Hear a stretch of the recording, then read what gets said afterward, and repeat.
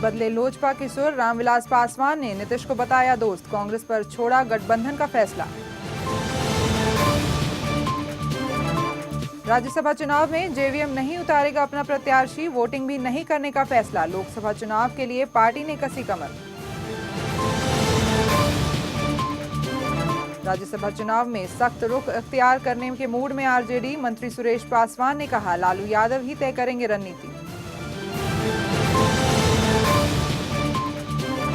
जमुई में नक्सलियों ने की पति पत्नी की हत्या। दहशत में ग्रामीण। सर्च अभियान में जुटी पुलिस।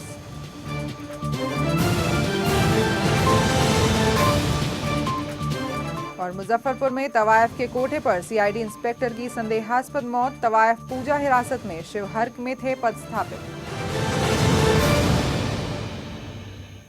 नमस्कार, आप देख रहे हैं भविष्य न्यूज। मैं हूं योगिता और इस बुलेटिन की शुरुआत करते हैं। नीतीश कुमार के प्रति रामविलास पासवान के सुर बदलने लगे हैं। हाजीपुर में एक निजी कार्यक्रम में शिरकत करने आए रामविलास पासवान ने कहा कि नीतीश कुमार पुराने साथी हैं। जब तक नीतीश बीजेपी के साथ थे वो उनका विरोध कर रहे थे। अब बदले राजनीतिक परिदृश्य में लोजपा सुप्रीमो ने कहा है कि गठबंधन का फैसला कांग्रेस को करना है। लोजपा कांग्रेस के साथ है। एक व्यक्तिगत संबंध शुरू से रहा है। किसी भी पॉलिटिकल पार्टी में हो, हम लोगों की लड़ाई सिद्धांत की लड़ाई है। जब तक वो आरजेडी ये बीजेपी के साथ में थे, हम लोग खुल करके विरोध करते थे। तो हम लोग पुराने मित्र क्या कहते हैं कि रहे हैं। और बीजेपी की लड़ाई जो है उसके खिलाफ में सब लोग क्या कहते हैं कि हम लोग आह्वान भी करते हैं कि सब लोगों को एक मंच पर आना चाहिए।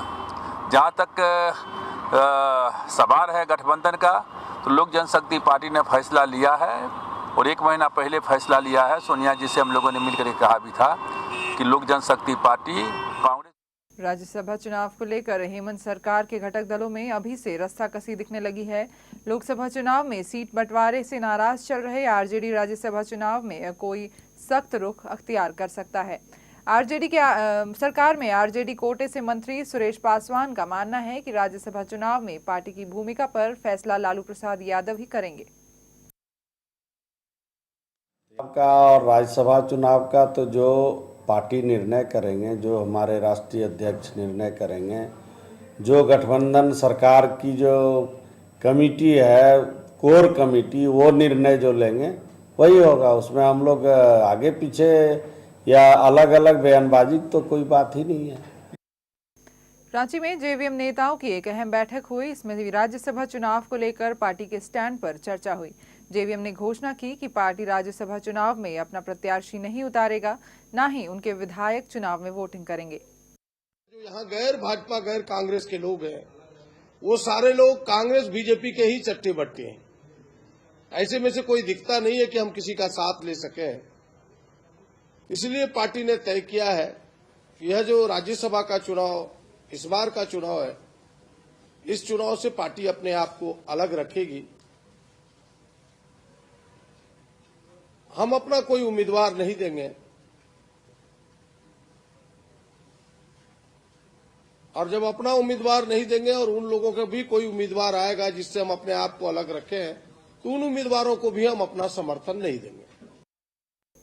बंगाल की मुख्यमंत्री ममता बनर्जी अपने 4 दिवसीय दौरे पर सिलीगुड़ी पहुंची। यहां उन्होंने भारत के दूसरे मिनी सचिवालय उत्तर कन्या का उद्घाटन किया।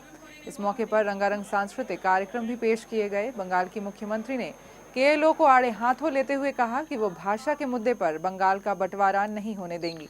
ममता बनर्जी ने चुनौती देते हुए कहा कि बंदूक के दम पर साधारण लोगों को मारने की बजाय अगर हिम्मत है तो उन्हें मार के दिखाएं।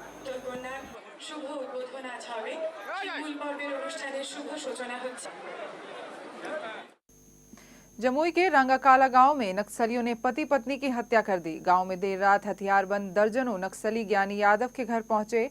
घर के भीतर पहले ज्ञानी यादव सुलो देवी की गोली मारकर हत्या की, फिर ज्ञानी यादव के घर से बाहर निकाल लिया।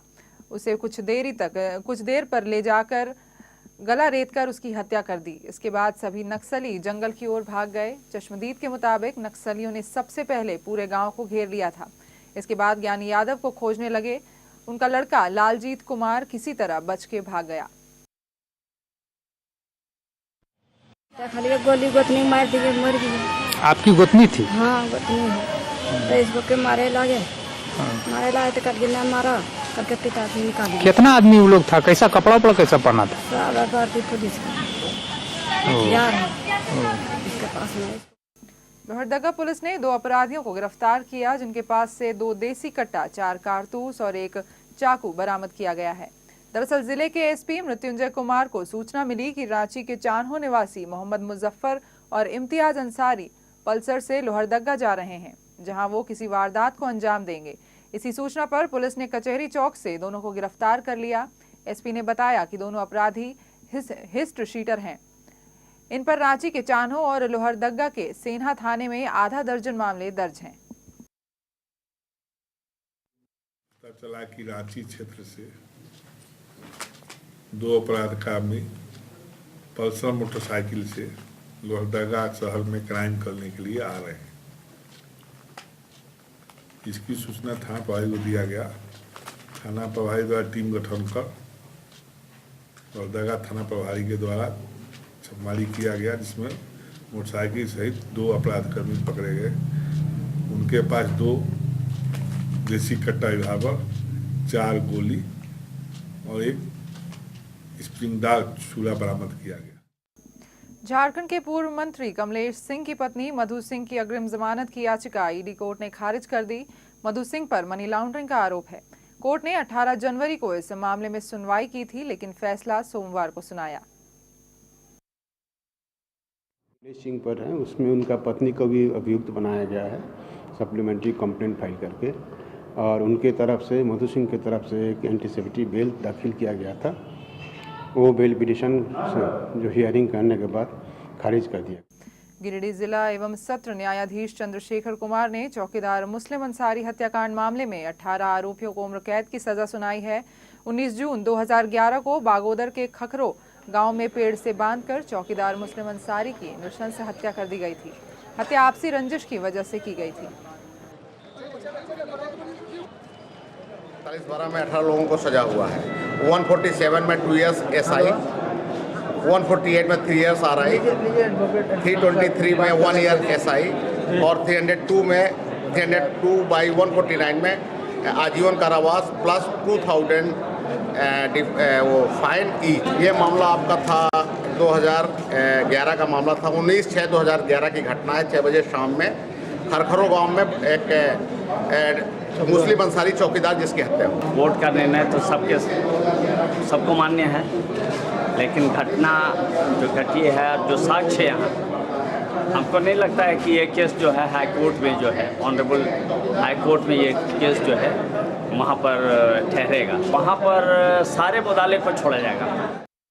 रांची के लालपुर में 4 साल की मासूम बच्ची के साथ दुष्कर्म मामले में फास्ट ट्रैक कोर्ट ने रामू सांगा उर्फ करियप्पा को दोषी ठहराया है। जस्टिस सीमा सिन्हा की अदालत 22 जनवरी को सजा सुनाएगी। 24 अप्रैल 2013 को रामू ने बच्ची को बहला फुसलाकर अपने घर ले जाकर उसके साथ दुष्कर्म किया। मामले में 11 गवाहों की गवाही ली गई है। लालपुर PS का 104/2013 का केस था। 376 का केस था। एक महक कच्छप लड़की स्कूल से आई थी, खेल रही थी। उसी गांव का एक सामू कच्छप उर्फ करियप्पा बच्ची को, जिसकी उम्र 4 साल थी उस वक्त, कुरकुरे के बहाने से अपने घर ले गया और उसके साथ बलात्कार किया। महत्व 4 साल की लड़की थी। आज उसको दोषी पाया गया है। मुजफ्फरपुर के चतुर्भुज स्थान में एक तवायफ के कोठे पर CID इंस्पेक्टर अरुण कुमार झा की संदेहास्पद मौत हो गई। पुलिस ने पूजा नाम की तवायफ को हिरासत में ले लिया है। शव को पोस्टमार्टम के लिए भेज दिया गया है। CID इंस्पेक्टर शिवहर में पदस्थापित थे। मृतक की पत्नी के मुताबिक अरुण कुमार झा शिवहर जाने को कहकर मुजफ्फरपुर अपने घर से निकले थे, लेकिन उनकी मौत की खबर सुनकर पूरा परिवार सन्न है। वहीं आरोपी तवायफ पूजा ने अपने को निर्दोष बताते हुए कहा है कि अरुण कुमार मुजरा सुनने आए थे। रात में वो दूसरे घर पर चली गई थी। दोपहर में आई तो इंस्पेक्टर मृत पाए गए। वहीं पुलिस को लगता है कि पूजा से मौत की गुत्थी सुलझाई जा सकती है। हम मुजरा नाच करते हैं। कब आए थे ये तुम्हारे यहाँ? कल 7 बजे आए थे, उसके बाद फिर चले गए। 10 मिनट थे, उसके बाद फिर चले गए। 10 बजे आए थे। 10 बजे फिर रात में? रात में कै बजे तक खुला रहता है तुम लोगों का ये? हम लोग का 9:30 बजे, तो वही इनके चलते हम डेरा खोले हुए थे। सूचना मिली है हमको कि सीआईडी के अफसर हैं, बस हम लोग आए हैं, अभी पोस्टमार्टम के लिए उनको भेजा जाएगा। क्या लग रहा है? प्रथम दृष्टया तो लग रहा है कि जहर से हुआ है मौत या जो भी है, तो कुछ बता नहीं सकते, अनुसंधान का विषय। किस स्थान पर क्या कौन सा चतुर्भुज स्थान है।